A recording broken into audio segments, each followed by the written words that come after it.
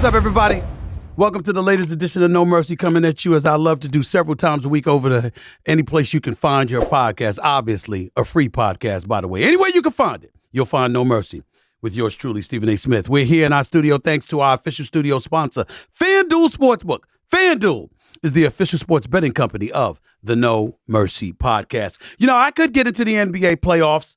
I got something to say about Donald Trump. I got something to say about a 79-year-old man that decided he wanted to be a father. I got something to say about a dog making better picks than me. I got something to say about a lot of stuff that's going on. But before I get into any of that, I got something on my mind. I just want to say that I don't go to sleep with these things on my mind, heavy on my heart, getting distracted. I don't let people affect me like that.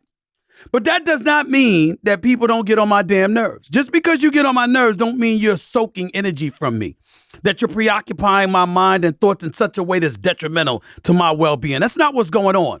But some of y'all get on my damn nerves because some of y'all walk around like you don't know or you've forgotten what it's like to be a sports fan.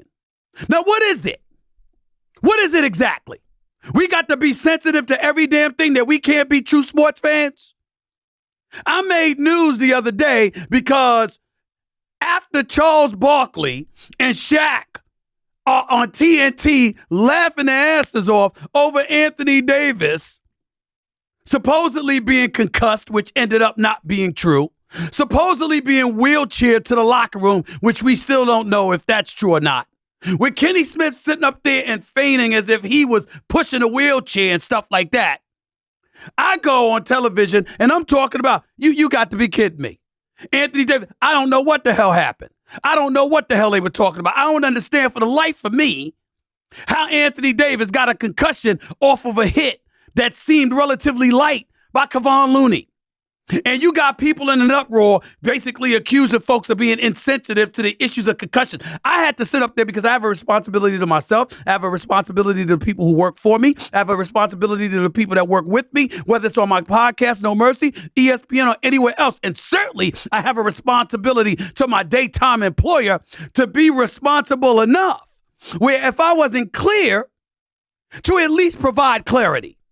So what I had to do was apologize for my message being construed. Instead of folks remembering what it's like to be a sports fan and remembering how sports fans react, particularly when they see a superstar talent player with a history of durability issues, yet again finding themselves where they got to be pulled from a game, leaving the 38-year-old in his 20th year in the league and LeBron James hanging all by his damn self. I had to actually take time out of my busy schedule to highlight concussions are a very serious issue. We don't take those things lightly. We want to make sure that everybody understands we're not making light of a person having a concussion, because that is absolutely true. What I was saying to the public was I wasn't making light of concussions. I was questioning whether or not Anthony Davis really had one. And after I did all of that by going on Twitter and making that clarification, and don't look at me funny, I'm looking at my team. Don't look at me funny. After I sit up there and make that clarification, lo and behold, what the hell happened? Anthony Davis don't have a concussion. He never had a concussion. You know what? But he got pulled from the game. He looked bug-eyed. His faculties weren't in order. And they were talking about concussion. And I said, no way. No way. You got a championship on the line. You got the Golden State Warriors. They're in the defending champions on their heels. You can take them. You win game 5 in Golden State. Ain't no way in hell LeBron James losing game 6 in LA. You got them. Take them. This is your opportunity. Don't give these brothers life. They're sharks in blood-infested waters. They're snipers of the highest degree from a basketball standpoint, of course. Steph Curry and Klay Thompson are that lethal. I don't give a damn how awful Klay Thompson has looked in games 4 and 5. The brother is one of the top 5 shooters in the history of basketball. Steph Curry is clearly the greatest shooter that God ever created. You don't want to give them life. And you're Anthony Davis, you are their kryptonite because they have no answer for you at all. Period. They didn't have an answer for you in game 1. They didn't have an answer for you in game 3. They didn't have an answer for you in game 4. You're given what you got in game 5. You can take them. You can take them. But our woke culture, all right, everybody living on the fringes. It's MAGA on one side, it's the woke culture on the left side, and all of us are victimized, stuck in between, trying to inch ever so closely to common damn sense every day. What happened to being a sports fan? I can't sit up there and say, yo, you better get your ass out there. Figure it out. You're a little dizzy? Get some smelling salt or something. Get back out there. We haven't seen people do that before. We saw Kobe tear an Achilles and drag his foot out there to go through the free throw line and finish shooting free throws. We called him a hero. But when you question the durability of Anthony Davis, you're insensitive. And you got to get the medical professionals involved. And we got people over Twitter acting like they graduated from Columbia or some medical school, maybe UCLA, and they're interns or working at Mount Sinai Hospital or something like that. Kind of sit up there and lecture me over social media. Boy, you lucky I pay attention to FCC Airways, even though this ain't necessarily that. I'm trying to be decent. Because y'all get on my damn nerves. I'm a sports fan. I don't give a damn about the sports commentary. I don't give a damn that I get paid to cover sports. I love sports. And I love critiquing what should happen, what a player should do, what a coach should do, what an executive should do, what an owner should do. Aren't you that way? So none of y'all watched Anthony Davis in Game 5 of Golden State and said, you got to be shitting me. I know this brother can't have a concussion. I know this brother off of that hit. When we saw him take countless hits over the years, suddenly he can't get taken up. He can't take getting knocked upside his head a little bit and go back into the game. I will remind you against Memphis, this is the same Anthony Davis that got hit in the shoulders and said, I can't feel my arm. I can't lift my arm, and was back on the court after the timeout. Remember that? I do. Y'all are going to ruin this country. That's right, I said it. It's not a hyperbolic statement. You're going to ruin this damn country. When we sit up here and we can't even say that, and we got to dot our I's and cross our T's and be ultra careful about critiquing a dude that's hurt all the damn time. That's the only knock against Anthony Davis. Everything else is there. Lakers getting ready to play Golden State tonight.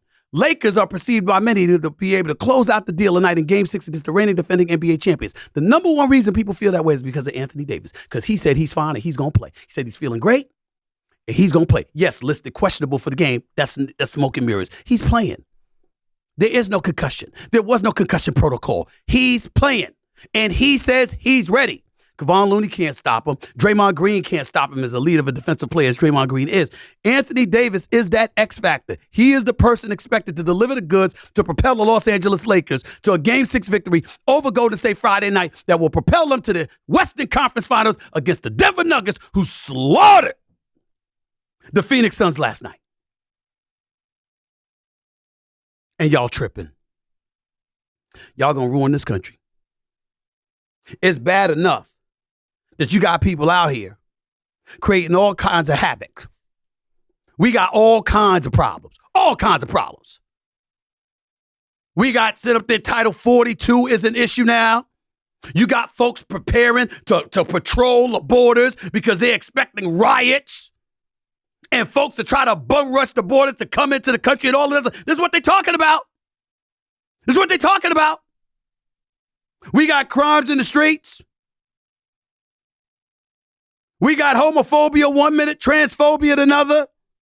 We got all of this stuff going on. We got an ex-president showing up on CNN earlier this week. People are critiquing him, talking about with Caitlin Collins, who did a great job. He was trying to run over her. He was talking to her like that. He's never talked to a man like that or whatever, blah, blah, blah, blah, blah. Did you notice most of the people in the audience didn't care? Did you notice that most of the people in the audience is a pro-Trump crowd?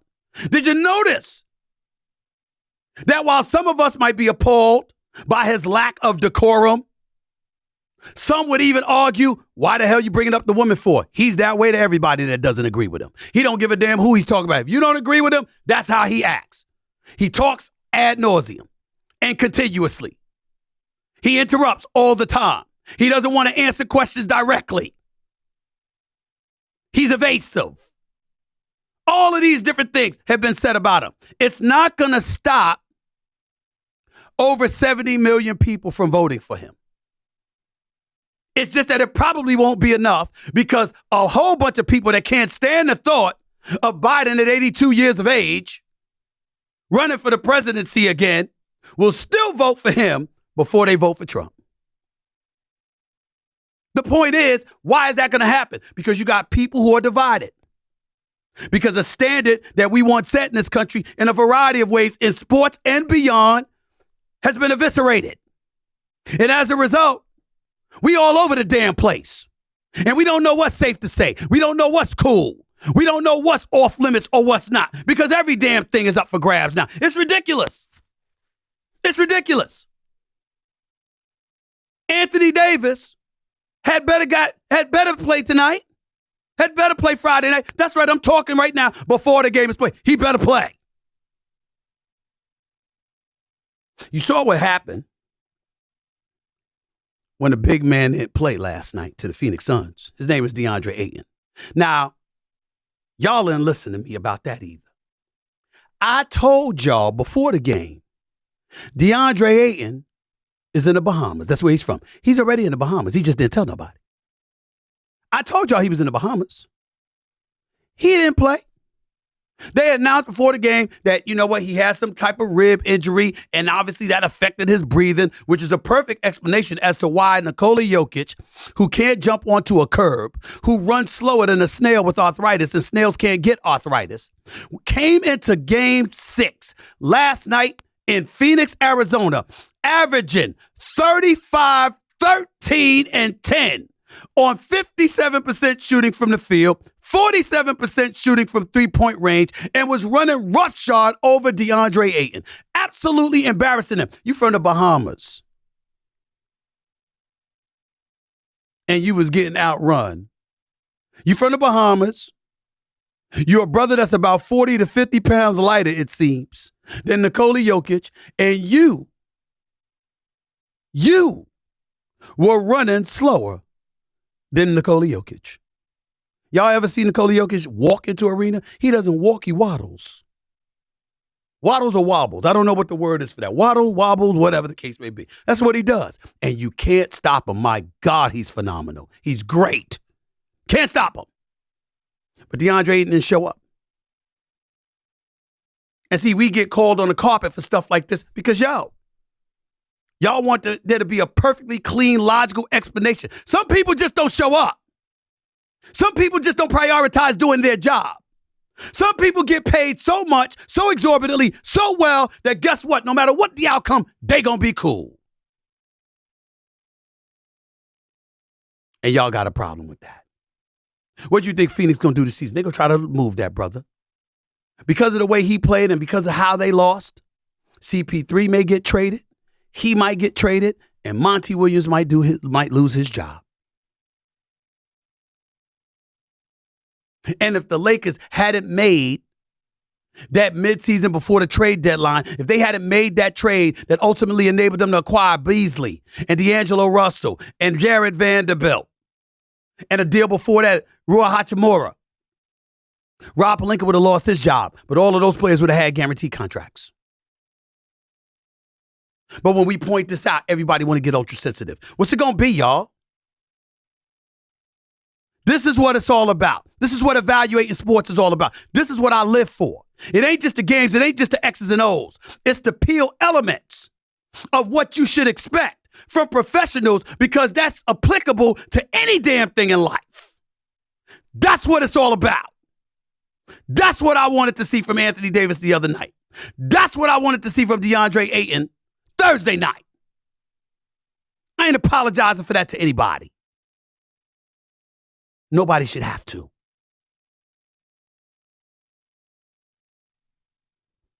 No mercy in the house, Stephen A. I just want to get that off my chest before I got a little bit more into some of this playoff action. I said I was going to talk about Trump, but I really don't need to say any more about him.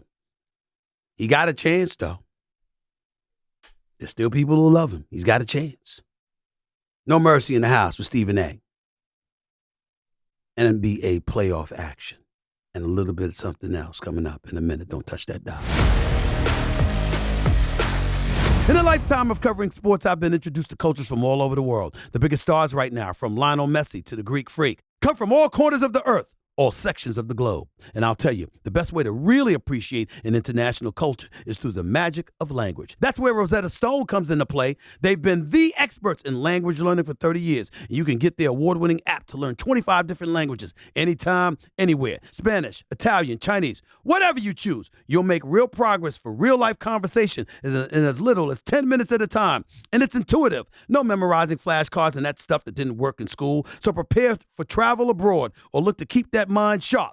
Be ready to learn. For a limited time, our listeners can get Rosetta Stone's lifetime unlimited subscription, which gives you access to all 25 of their languages forever. For 40% off, visit rosettastone.com/mercy today. Rosetta Stone, how language is learned. I like working with brands that let you celebrate you.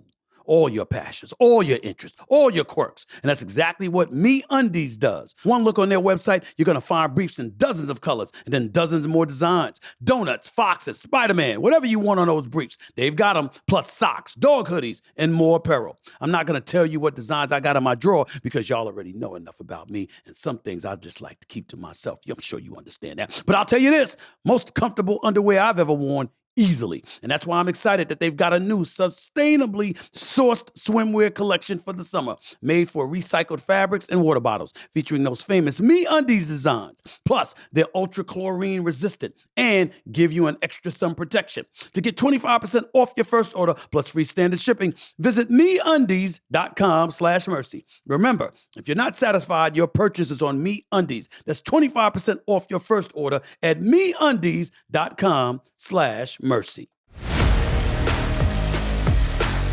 You know, there's a lot of things to get into.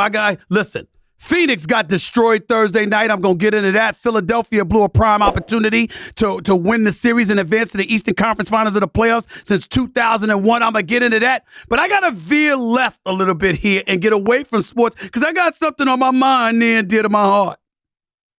It's Mr. Robert De Niro. Now, you may not know this man, but that only means you were living under a rock, that you don't recognize what acting is, what great acting is, because he's one of the greatest ever in American history, in world history, one of the greatest actors of our time. And Robert De Niro is 79 years of age. Robert De Niro has made news. He's got two kids, Drina and Raphael, who are 51 and 46 respectively, with his ex-wife, Diane. He has two more children with a lady named Grace, Elliot at 25 and Helen at 11. He's also a dad to twins, Aaron and Julian, who are both 27 years of age, with his former girlfriend, Tukey Smith. By the way, he's a two-time Oscar winner. Since we're throwing out numbers, let's throw out that number, two-time Oscar winner. At the age of 79, he just had his seventh child. There are some people out there that are appalled. And they want to say, hey, what about the kid? Because they want their daddy around. And how could he possibly be around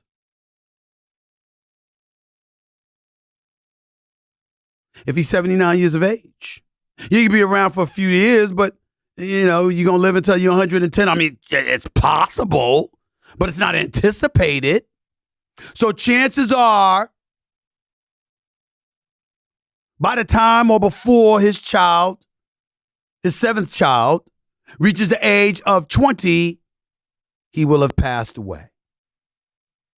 And there are some people who have a problem with that. And that's the way they're looking at it. They're thinking about the health of the child, the well-being of the child, emotionally, whatever. And I get that. I'd say being one of the greatest actors ever, obviously rich and famous. The child is going to need very little, but that doesn't mean that you don't need your father's attention. You don't need your father's presence. You don't need all of those things. I understand that. Here's how I'm looking at it. He's 79. And he's still getting his groove on.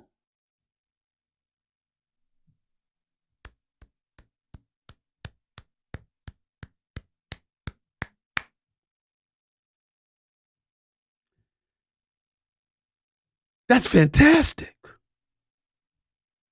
You have any idea what kind of hope that gives to men everywhere? That you could be 79 years of age and you still got it going on? I mean, you have any idea what that means? Ladies, you see, you talk about the male ego.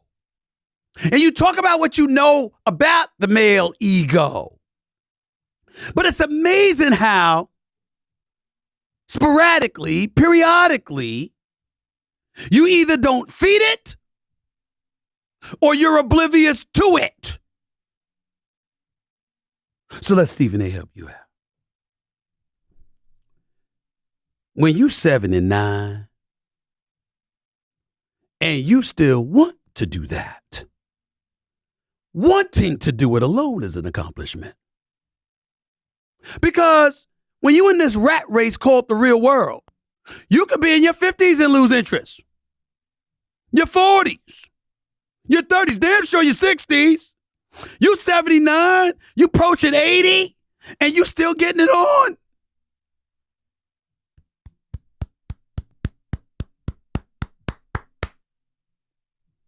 All I have to say to Robert De Niro is what he said in the movie Analyze This with Billy Crystal. You're very good, you. You are very good, you.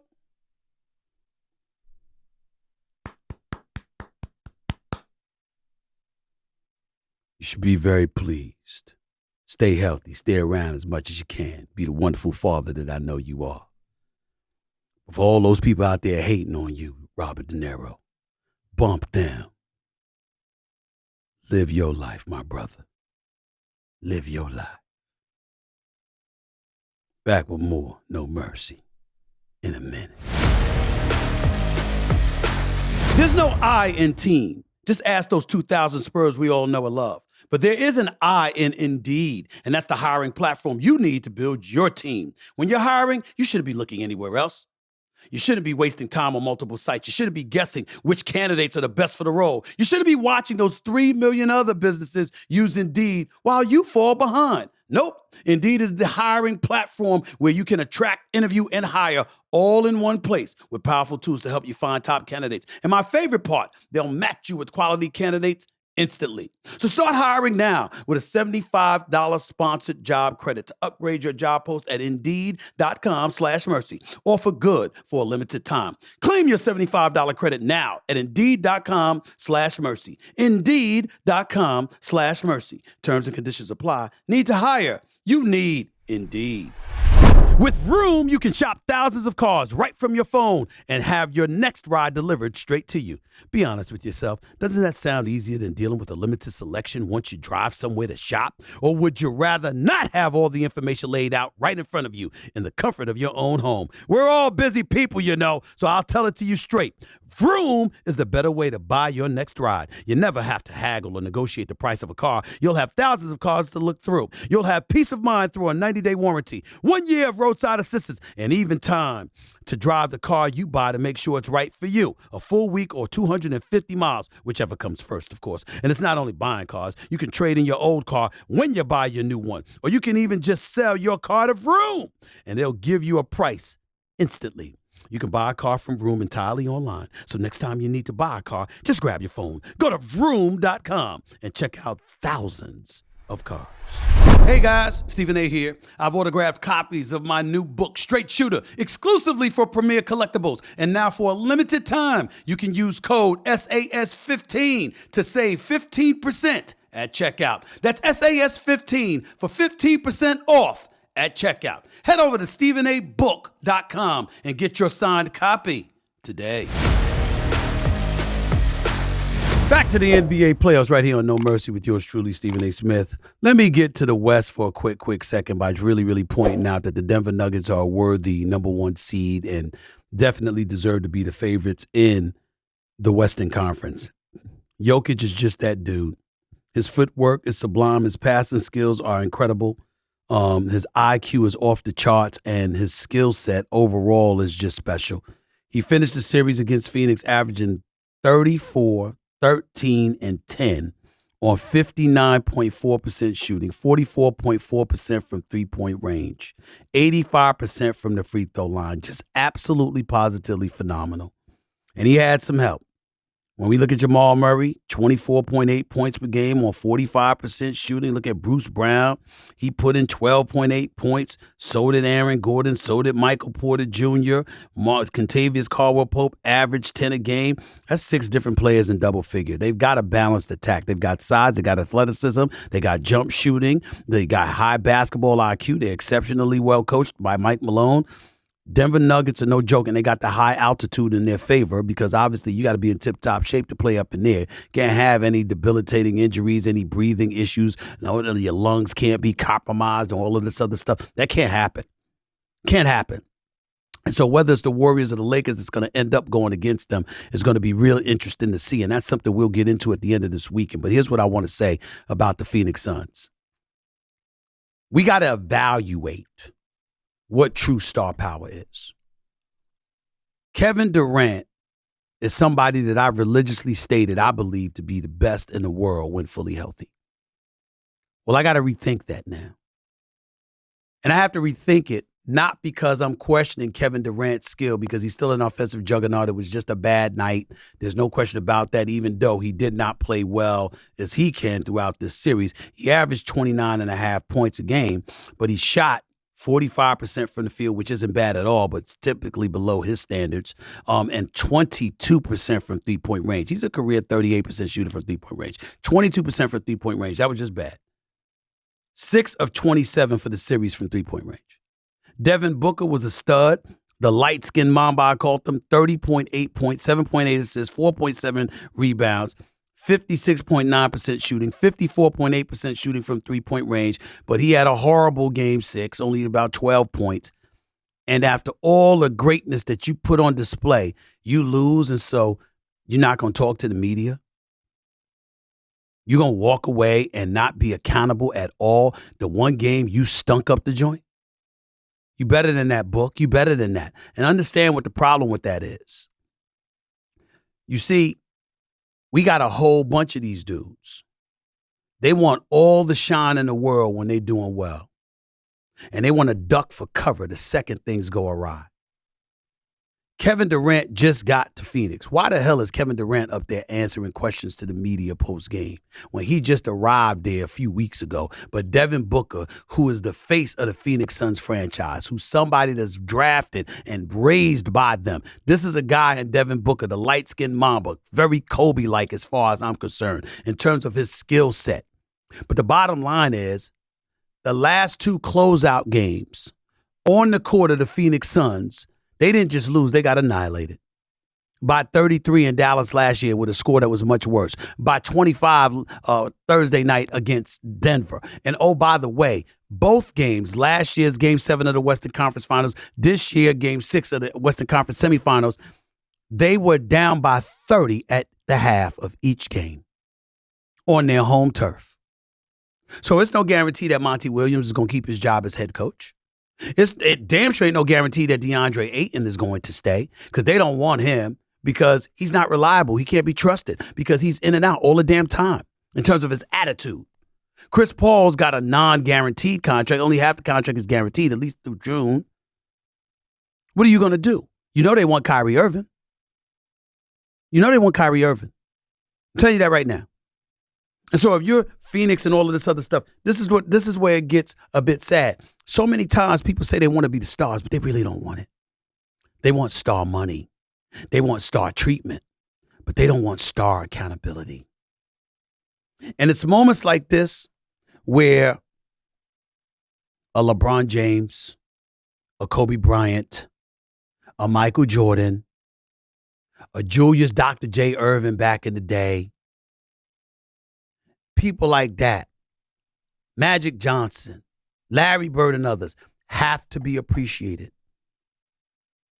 This is where reverence and deference gets accorded to them because they don't hide. They stand right up. You play like garbage, they say so. You play well, they say so. You didn't meet expectations, they say so. All of that counts. All of it matters. People say they want it. They want the money, but they don't want the responsibility that comes with it. Talking to the media may not be a big thing to y'all because y'all saying, damn the media, hell with the media. Well, wait a minute. We're the fourth estate. We're a conduit to the regular public out there. Without us, how would you know what the hell they have to say? And then you also got to take this into account. We're really not talking about us. We're talking about making sure they sit in front of the camera and be accountable when they come up short. They sit in front of the camera and be accountable when the lows arrive, not just when the highs are there.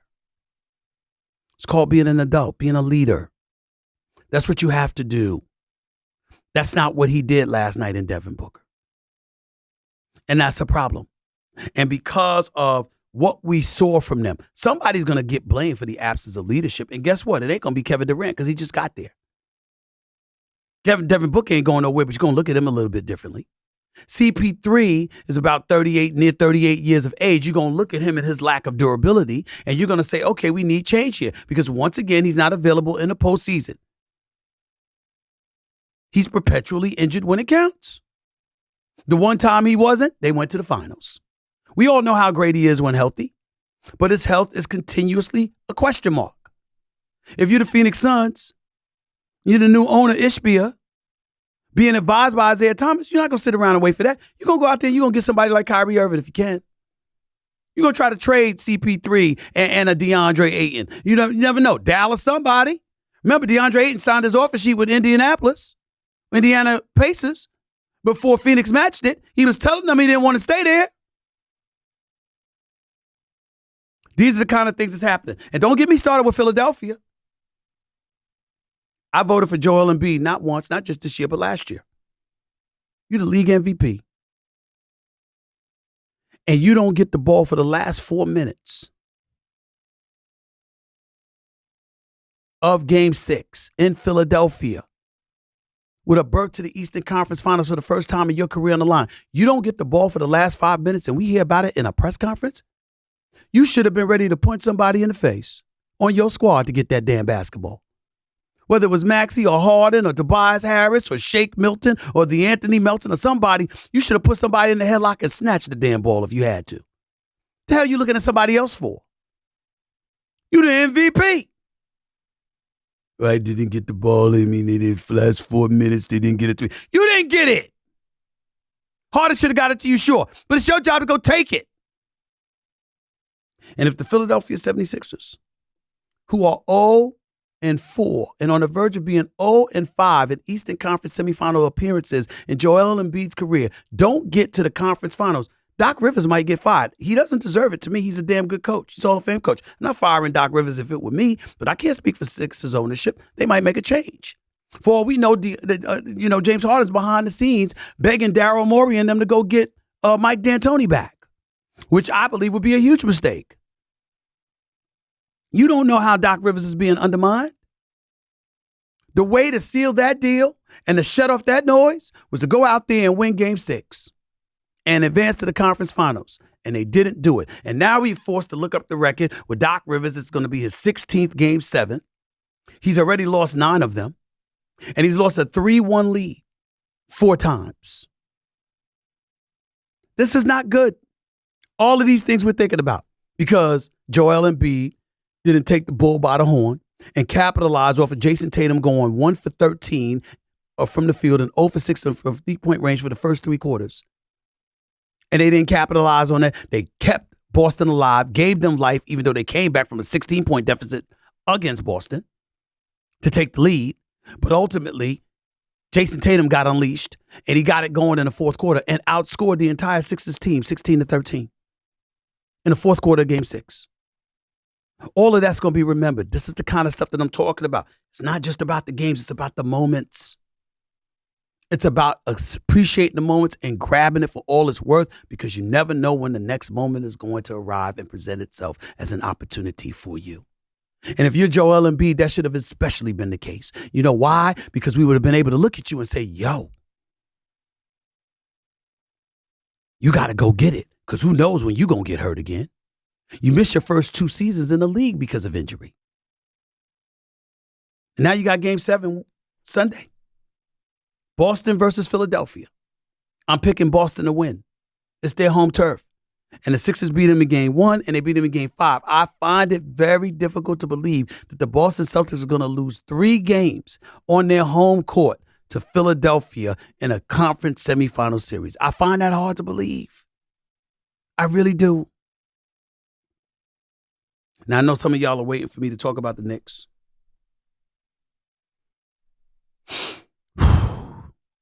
It's been a good season.